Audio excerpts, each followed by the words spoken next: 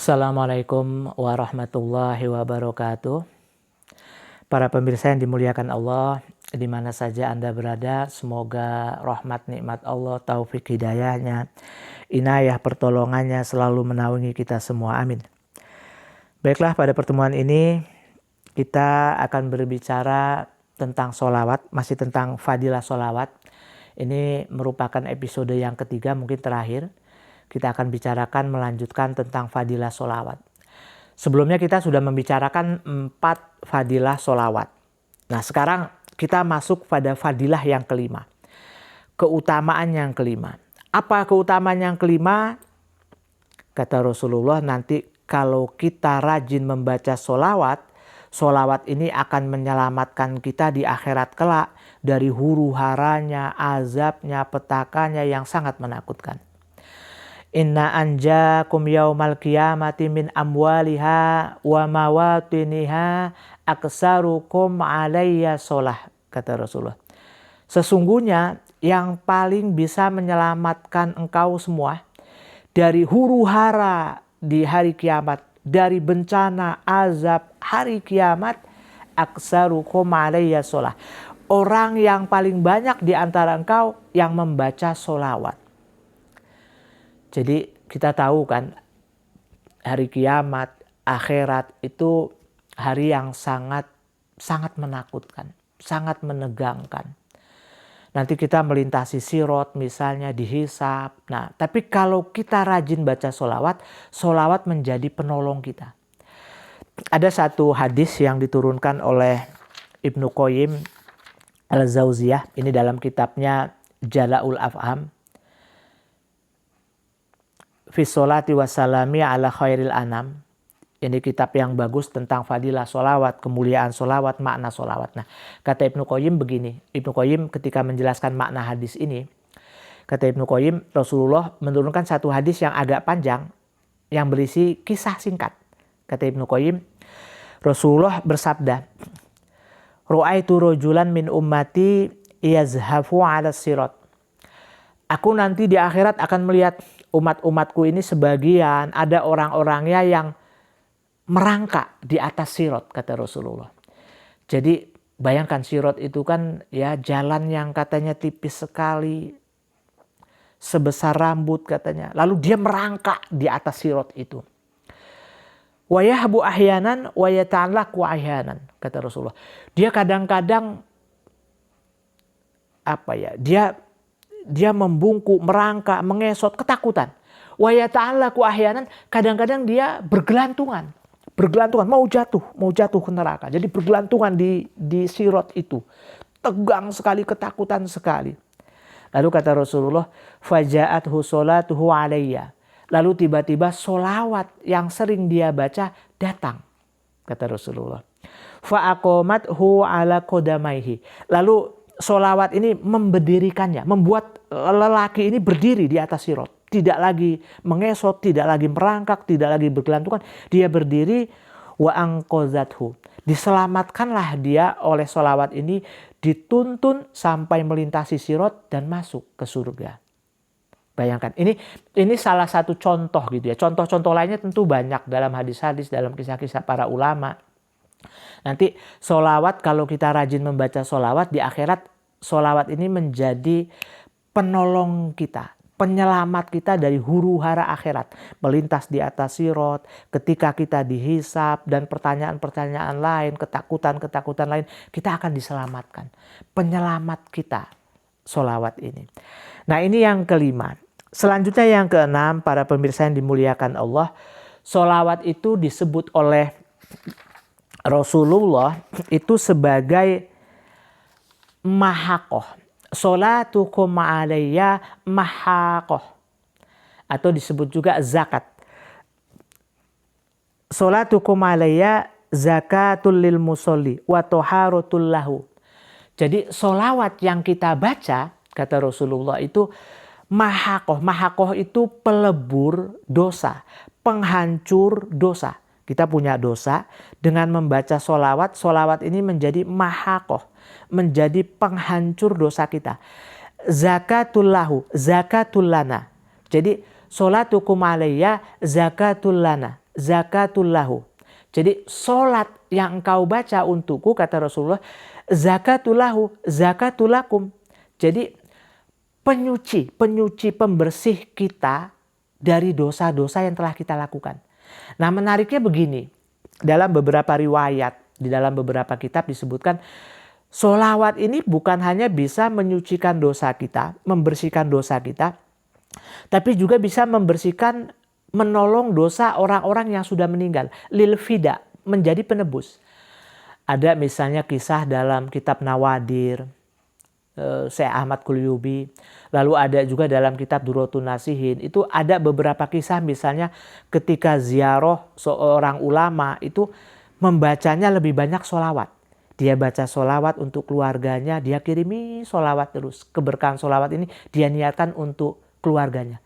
Lalu keluarganya ini rupanya lebih banyak dosanya, katakanlah begitu. Tapi dengan dikirimi sholawat, lama-kelamaan diangkat azabnya oleh Allah dari azab kubur. Dibebaskan dari azab kubur, dia selamat. Karena apa? Libarokati sholawatihi. Jadi karena keberkahan sholawat yang dibaca oleh para ulama ini.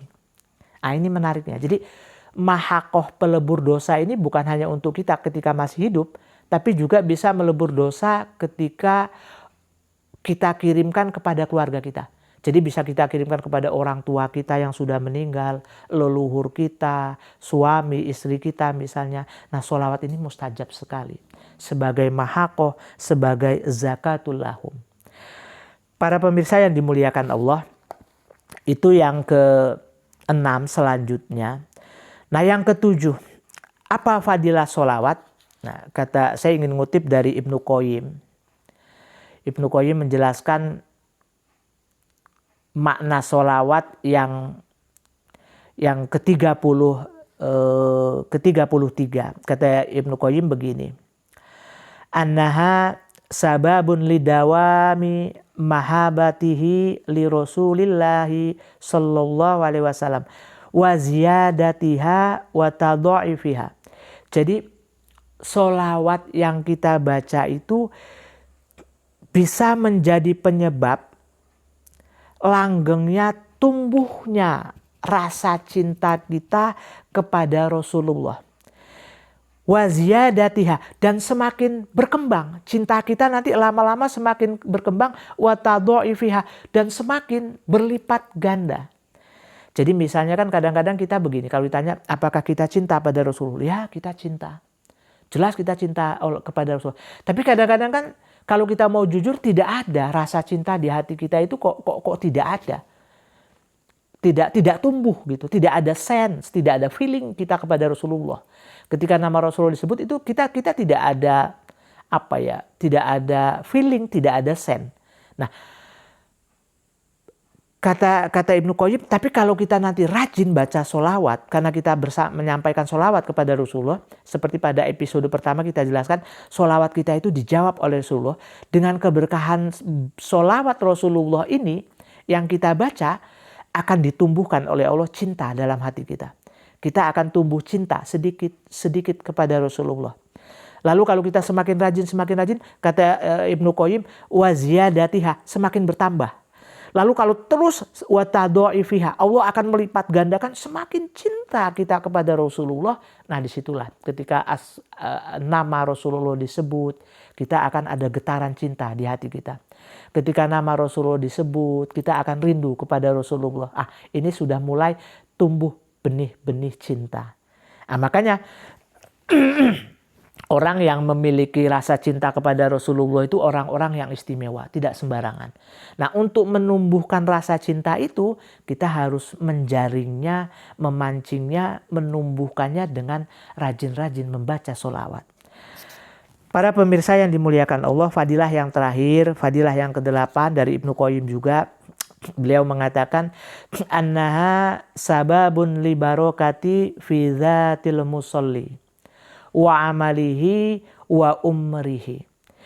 Jadi sholawat yang kita baca, kalau kita rajin membaca sholawat, itu sholawat ini akan menimbulkan keberkahan dalam hidup kita.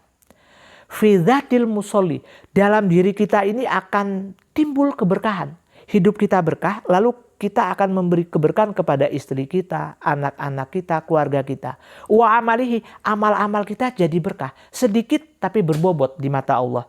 Ringan tapi berat timbangannya di mata Allah. Wa umrihi, umur kita juga berkah. Amal kita mungkin ringan tapi berkualitas. Amal kita mungkin tidak banyak tapi istimewa di hadapan Allah. Diterima oleh Allah. Makbul, mustajab. Ini makna kebarokahan. Kenapa? Ibnu Qayyim sering mengungkapkan begini. Kata Ibnu Qayyim sering mengutip begini. Al jaza'u min jinsil amal. Kata Ibnu Qayyim begini. Jadi balasan itu sesuai dengan jenis amalnya. Ketika kita bersolawat kepada Rasulullah, itu doa yang sangat agung. Kita mendoakan Rasulullah agar diberi keberkahan, kemakmuran, kemuliaan, makomnya semakin tinggi. Juga sebagai salam ta'zim kita, hormat kita, cinta kita, rindu kita, doa terbaik untuk Rasulullah. Rasulullah paling dicintai oleh Allah. Lalu Rasulullah mendoakan kita dan Allah juga mendoakan kita, kata Ibnu Qayyim. Sesuai dengan doa kita, doa terbaik, doa sholawat ini. Sehingga hidup kita nanti sedikit demi sedikit akan diliputi keberkahan. Pertama diri kita, kata Ibnu Qayyim. Fi dzatil musolli, diri kita sendiri ini akan ditransfer keberkahan oleh Rasulullah, oleh Allah. Melalui Rasulullah. Lalu amal-amal kita, semua kegiatan kita memancarkan keberkahan. Lalu umur kita juga membawa keberkahan. Nanti lama-kelamaan seluruh aktivitas kita, seluruh hidup kita membawa keberkahan. Nah, inilah fadilah sholawat yang istimewa. Hidup kita di dunia ini membawa keberkahan hidup. Bagi kita, anak-anak kita, keluarga kita, sekeliling kita, masyarakat kita. Semakin afdol kita bersolawat, semakin berkualitas solawat kita, semakin berkualitas juga kita membawa keberkahan. Karena itu para pemirsa yang dimuliakan Allah, sebagai kesimpulan, ini pertemuan terakhir kita tentang membicarakan solawat. Mari kita rajin-rajin bersolawat. Solawatnya solawat yang bagaimana? Bebas seperti apapun. Yang penting kita ikut para ulama, misalnya mau baca solawat nariyah, nggak apa-apa. Kita hafal solawat badar, tidak apa-apa. Kita hafal solawat munjiat, tidak apa-apa. Saya hafalnya solawat tibil kulub, tidak apa-apa. Hafal solawat nurul anwar misalnya, tidak apa-apa. Atau solawat yang ringan, Allahumma sholli ala Sayyidina Muhammad wa ala ali Sayyidina Muhammad, tidak apa-apa. Atau solawatnya malaikat Jibril, sallallahu ala Muhammad misalnya, nggak apa-apa. Bacalah, istiqomahkan.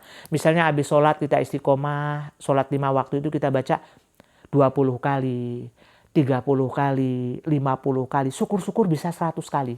Jadi dalam sehari semalam, setelah sholat 5 wajib, 5 waktu, kita membaca 500 kali. Wah, ini istimewa sekali. Enggak lama kok. Misalnya kita baca Allahumma sholli ala Sayyidina Muhammad wa ala ali Sayyidina Muhammad. Itu paling-paling 2-3 menit selesai. Bayangkan. Cuman menyediakan waktu kita 2-3 menit, tapi efeknya, dampak positifnya abadi. Di dunia sampai di akhirat kelak. Bahkan kata para ulama, kalau kita sanggup dalam sehari semalam itu kita membaca di atas lebih dari 300, hidup kita akan apa yang kita inginkan itu terjawab. Harta kita menjadi berkah, anak kita menjadi berkah, hidup kita menjadi berkah. Kita menjadi pelajar, dosen, guru yang kita sampaikan insya Allah akan didengar oleh orang yang mendengarkan. Kita belajar akan diberikan futuh oleh Allah, keterbukaan sehingga kita mudah menerima pelajaran, mudah menghafal dan mudah memahami sekaligus mudah mengamalkan. Istimewa sekali sholawat. Karena itu mari kita jangan sekali-kali meninggalkan sholawat. Mari kita rajin sholawat. Mudah-mudahan sholawat ini bisa membawa keberkahan hidup kita di dunia dan juga menjadi penolong kita di akhirat. Dan mudah-mudahan kita nanti mendapat syafaat dari Rasulullah di akhirat kelak. Amin, amin, amin ya robbal alamin. Hanya ini yang dapat saya sampaikan. Semoga bisa memberikan secercah manfaat bagi kita semua. Akhirul kalam, ihdinas siratal mustaqim. Assalamualaikum warahmatullahi wabarakatuh.